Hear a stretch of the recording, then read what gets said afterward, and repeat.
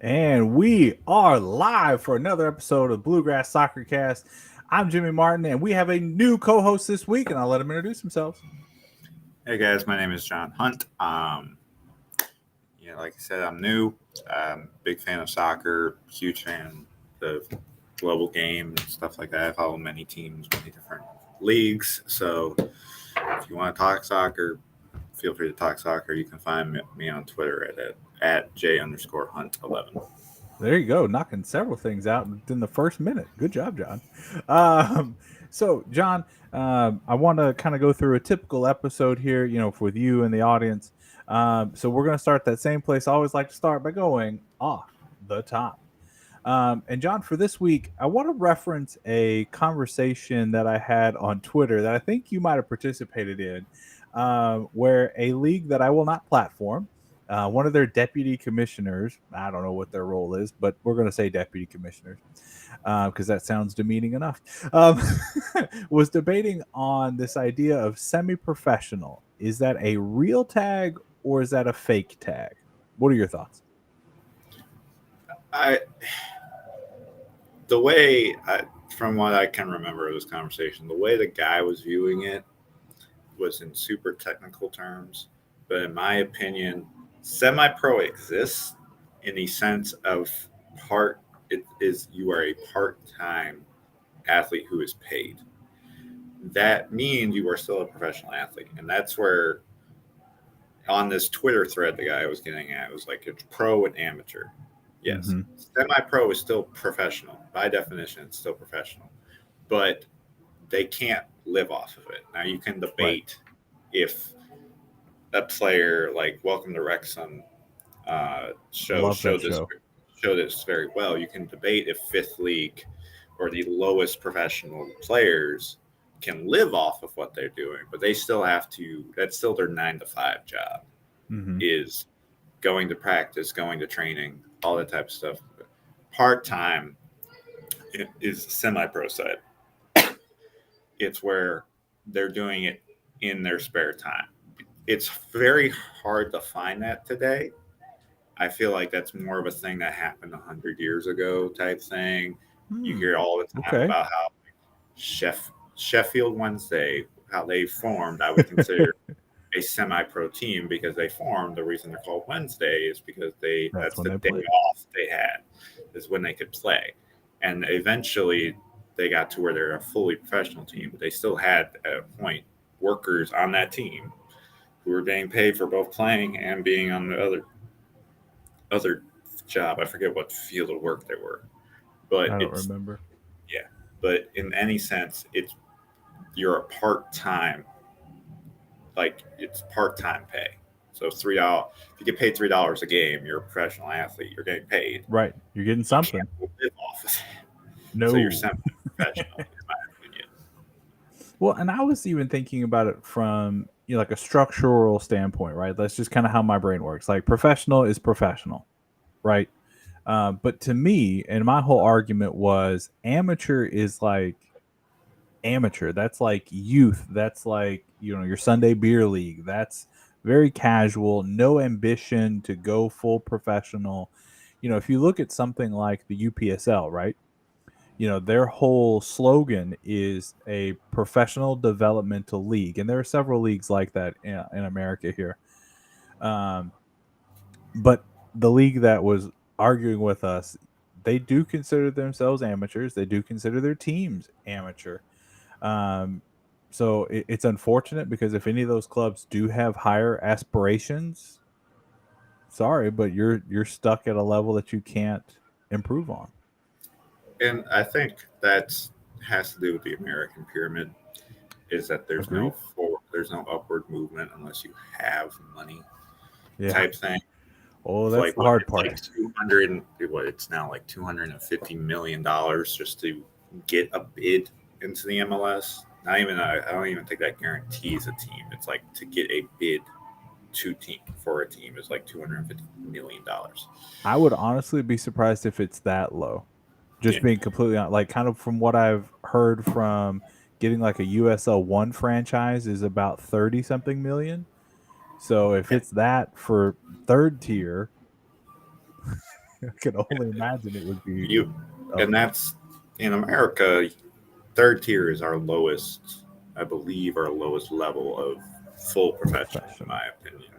Agreed. So yeah, it's the factor of, I think in the this other league sense, they know they can't go up, and they have to be careful because you have the NCAA, Mm-hmm. and college is still this huge powerhouse. It's still this thing where in people's mindsets, you got if you're a good athlete, it's changing a bit for soccer, but if you're a good athlete, you go to college and then you go professional. Right. So these summer, spring, semi-pro, pre-professional, amateur, whatever they want to call themselves, they had to be careful with what they call themselves because the NCAA is going to nix some kids' eligibility because they're like, oh, well, you're professional. And Right. the kid's like, well, I wasn't getting paid. But they're like, well, it says you were a professional player. And I'm not saying the NCAA would do that. I just know they're so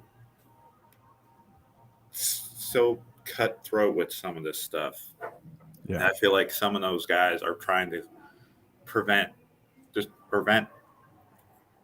destroying an opportunity for a kid just because some wording says something. And from that perspective, I totally get it, right? Like protecting those student athletes and protecting those young professionals from getting harmed in that way, totally agree. And if that is your reasoning for sticking with the amateur clause, by all means, go for it, right?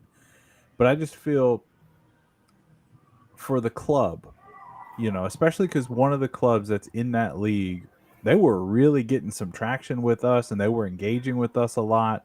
And like it really I felt bad because I was like, dang, if you think you're amateur, I'm out, because this whole channel, we cut it off at semi-professional. Yes, we will do college in the fall and we're going to do some high school stuff in the fall. But like, other than one youth state title for U19s, I'm not really all that interested in youth clubs and like true amateur soccer here. But somebody else threw into the comments into that thread this concept of semi-amateur. What do you think about that? So the idea of this is I saw this like as a counterpoint. It's like, well, if semi-pro exists, can semi-amateur? Semi-amateur, in my opinion, is Sunday Rec League, is high school kids. It's college kids by definition. Now, you can make an argument that the running back at Alabama is semi-amateur, but it's in the sense that these kids, mainly kids, it's going to be kids, younger people, or you could consider beer league and stuff like that. You're not training as much. It's a few hours a day, if that. Yeah. It's mainly just you're out there to have fun, you're playing games. That's semi-amateur. Now, that would be your recreation, right? Yeah, rec leagues. Yeah. Is what I would consider semi-amateur. Because, and this is more England and Europe type thing, technically speaking, you could take a Sunday league, beer league team in England, doesn't get paid, none of that stuff, and you can take that club to the Prem. It takes like 19 years, I think someone said, the lowest league the FA recognizes, which is not professional at all type thing. It would take 19 straight promotions, but you can take that to the Premier League. So I think in the class, if we're all this classification of amateur, semi-pro, and type stuff more applies in that sense. It's hard for an American sports fan to classify all this stuff because everything is so close. And there's not this movement of things where the definitions would matter more. Right. Well, and that's one of the things about American soccer that kind of get me thinking, things are a little behind here, right? So they've got, you said 19 levels in England? I didn't realize there were that many. I think 19 promotions, so I think that means 20 levels, 20 leagues Holy recognized cow. by the English FA. And then we barely have, 5, 6 at the most, and that's kind of a stretch. I'd say probably more like 5. Yeah, if you stretched it, you could probably say 7 if you do the 6 league-ish, and then say like the 7th is random church league pickup, Okay. like just these random type things that if you want to classify anything. Mm-hmm. Wow. But as always, we want to hear from you down in the comments, and feel free to type in the chat here. Do you all think semi-professional real or fake? Let us know your thoughts. But John, with that, let's go to the bottom line. And John, it's been a couple weeks since we've had an episode, so we got kind of a lot of things to catch up on. But first, I want to start with BGFC. They saw their season end, losing 2 out of the last 3, both of them to St. Louis City Academy. John, I'm not sure if you had a chance to check any of those matches out or anything, but kind of from your perspective, what went wrong for the Golden Lions? So, the UPSL, I've tried to follow a bit. I have an old college buddy of mine, I think plays for Pumas. Oh, out in Paducah / Mayfield. Yeah, Joshua Cizik. I can never pronounce his last name. Everyone called him Schwa. So most of what I found is very little news clippings type thing. Your own analysis from the blog post is the most I found of it. But let's go. In my opinion, the reason they kind of fell is because, and we're seeing this in a little bit with MLS backed youth sides, is you're having independent clubs versus these professionally backed groups. And it's going to be always going to be hard. Yep. It's brand recognition for some development type stuff. Because if you have a kid, let's say Bowling Green, this kid lives right in between Bowling Green and St. Louis, so they could go either way. Yeah, you live in Evansville, Indiana. Yeah, and these parents don't know anything really about, but they're going to see, St. Louis City, that's a MLS club. They see that there's this path thing. They see the path, potential path. Where Bowling Green, it's like, so what? Hope he gets seen by someone else at a higher level type thing, by college or whatever it is. I'm not saying it's what's going to hurt these more independent clubs. It's always going to hurt them. It sucks. Right. But that's where, in my opinion, there's coaching has to be involved. There's shape, there's tactics. Smaller teams can always beat bigger teams.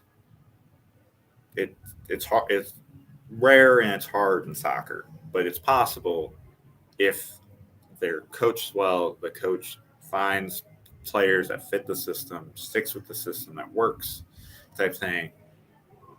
Is what I've always found. Is you gotta get the players for your system, type thing. You can't be trying to hopefully get the best players available. We see all of this in a lot of different sports, particularly I watch a lot of different sports, but in my case, like college basketball, we see this most, especially from the smaller mid-major schools. They know they're not getting the top recruits. They don't care. They're going to get that semi-high kid who might go to a big school, but he would be a bench player. It's like, you're going to fit my system perfectly here. So that's where they get, and that's where I think Bowling Green, Pumas, I can't say some of these names, but they're going to, that's where they can thrive, is finding that kid who might be being overlooked or is the second or third option on their team, where they could thrive as the main option in the system. Yeah, and I think you bring up 2 really good points there, John, that I want to hit on. That first scenario that you're describing with the St. Louis being the bigger brand, right? That happened. BGFC, their first year, had 2 players that they sent to the St. Louis City Academy, one being Anthony Cano, who is still there, and is, from my understanding, is going to get a look at the USL 2. No. Their St. Louis City 2. He's going to get a look at their roster for the remainder of the season. And then Damir Bogdanovic, who was there for almost 2 full seasons, but wound up transferring back to BGFC this past, literally like a month ago, maybe a month and a half ago at the most. So you're exactly right. When players have those kind of opportunities, they're going to pick the bigger clubs. Parents are going to pick the bigger clubs for exactly what you said. It is a more direct path. And to go back to your second point there, relating it to like college basketball, you're exactly right.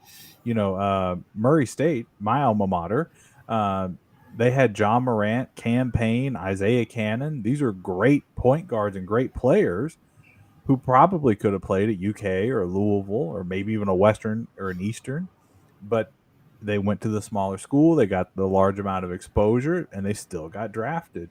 So I think there could be an argument made for players like if you can really stand out on a smaller team, maybe you should go there as opposed to the larger clubs. Yeah, and it takes some personal type thing because there's always the wanting to play for the big name and seeing yourself on that, but sometimes you can thrive in a smaller environment, and it can make you look better, and it can help you develop more. I feel like sometimes people just want to make that big leap. So, and like if we want to talk Premier League, it's the version of people jumping from,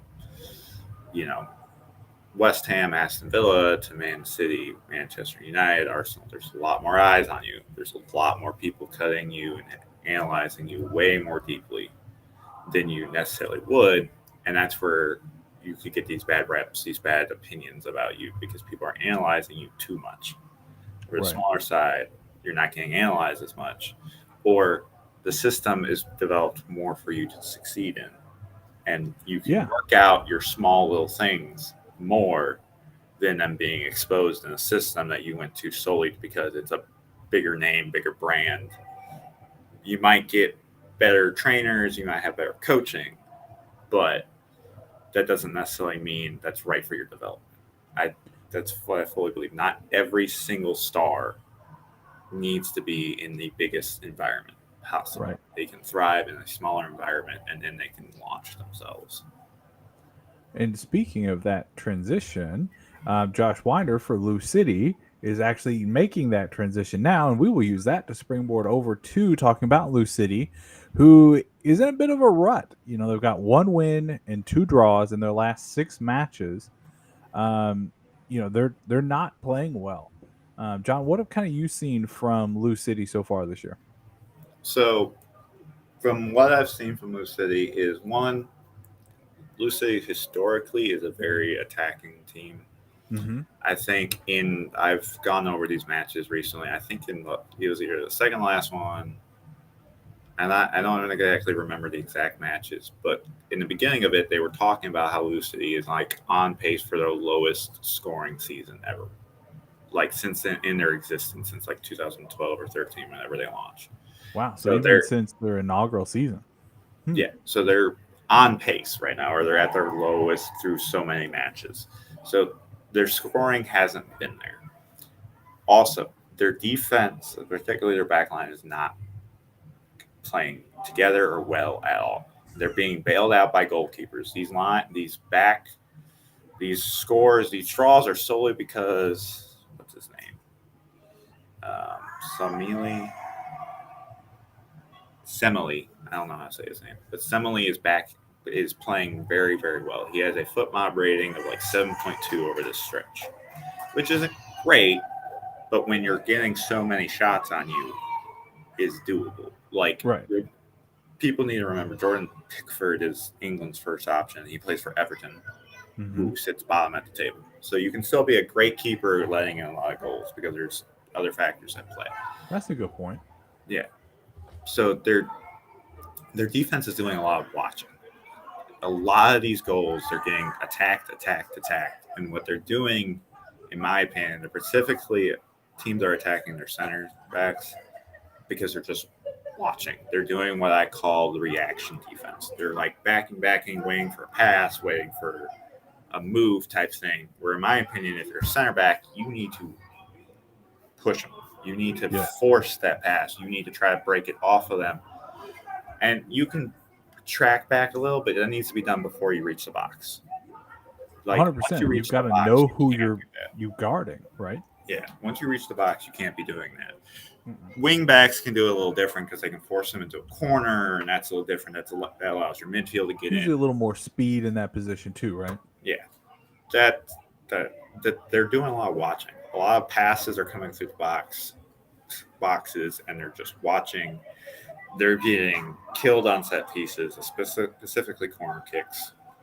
I don't know if that's because they've lost Wanner and maybe he was just this general of their back line type thing. I don't I don't fully think he know. really was.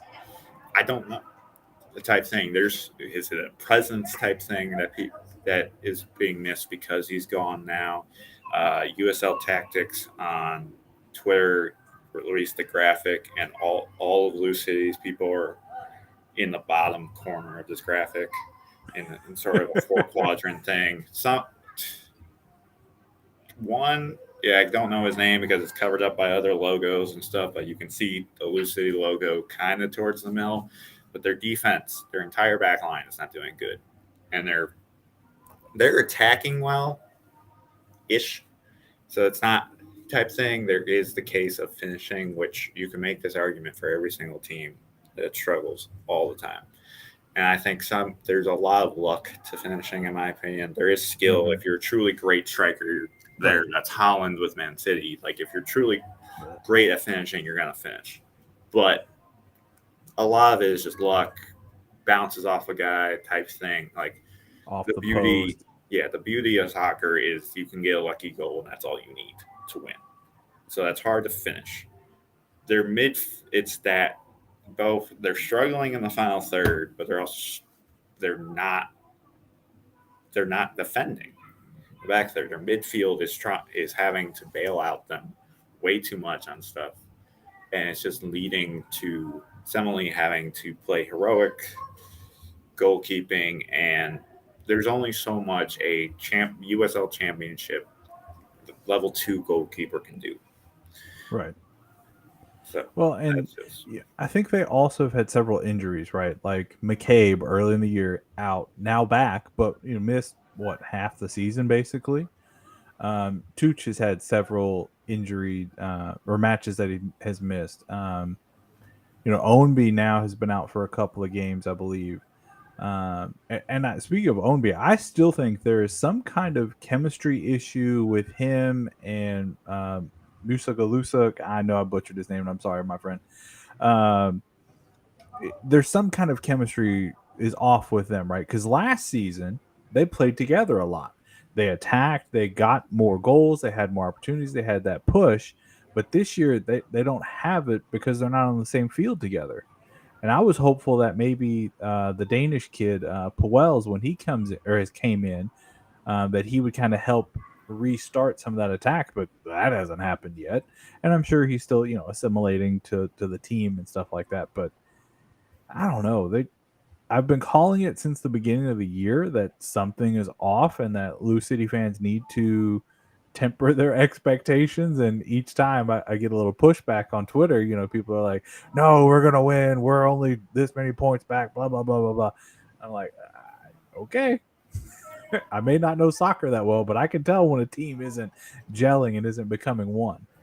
And I think this is a bit of what I've seen with American soccer fans. They're particularly fans that follow other leagues. Is they default to those leagues types of things, where it comes to like Manchester City had a terrible season 2 seasons ago, but they still finished 6th or 7th in the Prem.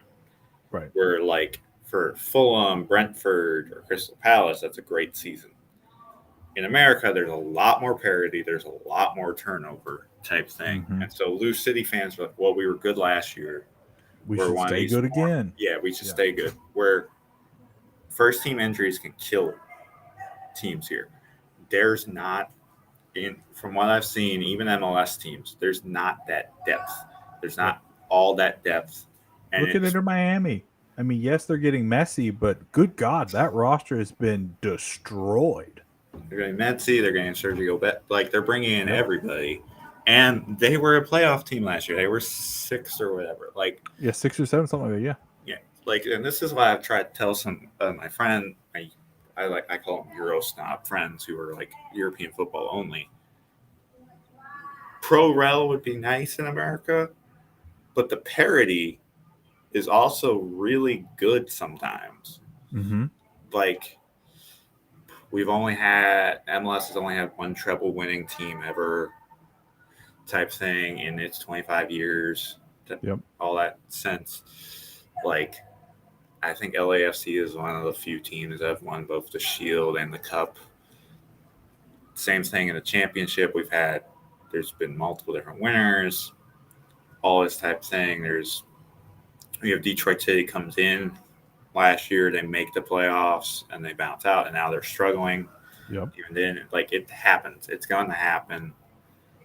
Type thing. It's what exists in American sports all the time is because of the way the closed systems are and the drafts and all this type of stuff. It creates parity, and part of that parity is a good team has to fall Mm-hmm. down and has to struggle. And Absolutely. now Blue City, I believe, is still in the playoffs. Yeah, I think there would be like a 4 or 5 seed. I think there'd be a 4 seed, depending on kind of what happens today with Las Vegas Lights. Yeah. So they're still in the playoffs. But what they Mhm. need to do is they need to start playing better at home. That's where Yes. they're going. They're the second worst team at home, with the Vegas being the worst. Which is insane. Yeah. They've got one of the best facilities in all of the USL, in almost all of America, really. Like in all seriousness, like that is a beautiful facility, well maintained over the years it's been open. But y'all got to quit taking that for advantage. Yeah. And it sucks. Like Lynn Family is a great stadium, and it sucks because I work in Lexington. And I live in Eastern Kentucky. I'm a big Lexington SC fan. I'm part of the support group. I watched our Open Cup match against them where it rained and all that stuff before, and There's 10 people there. yeah, and people are and in the YouTube comments, which you can say as you will with the Open Cup being played on YouTube. I personally enjoy seeing commentary, seeing people talk about stuff sometimes. So the comment section, some people are like, I thought Blue City was this like super well supported club. Where's all their fans? Yada yada. And I'm like, it sucks because they do have good fans. I've seen the things. They have really good supporters.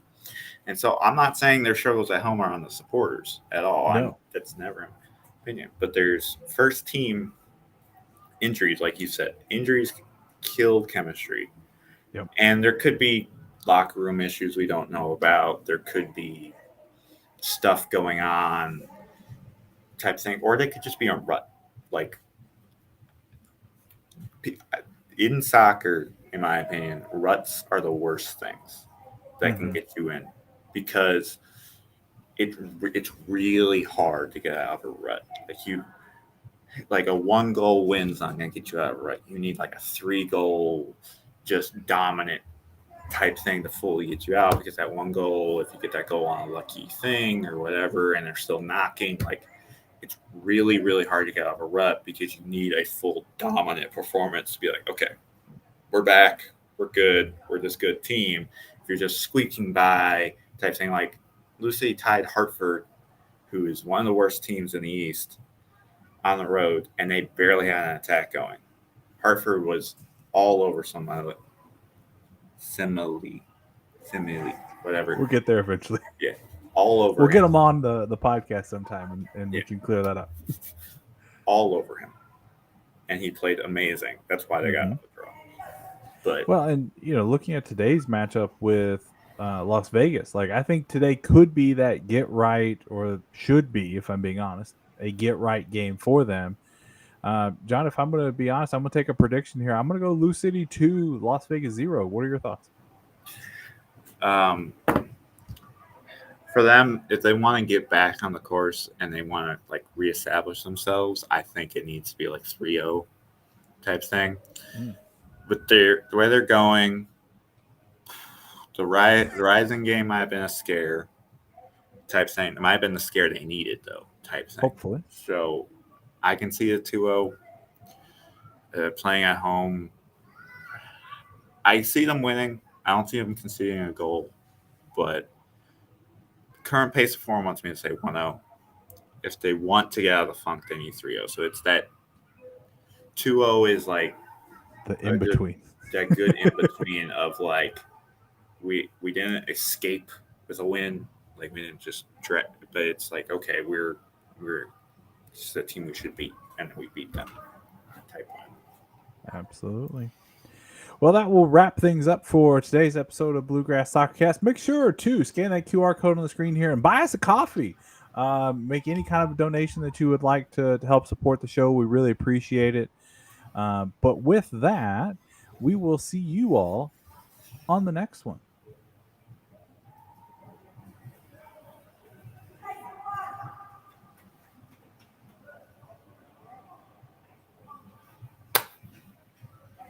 I tried to get a graphic to go. I don't know what's going on. I'm just going to end the stream.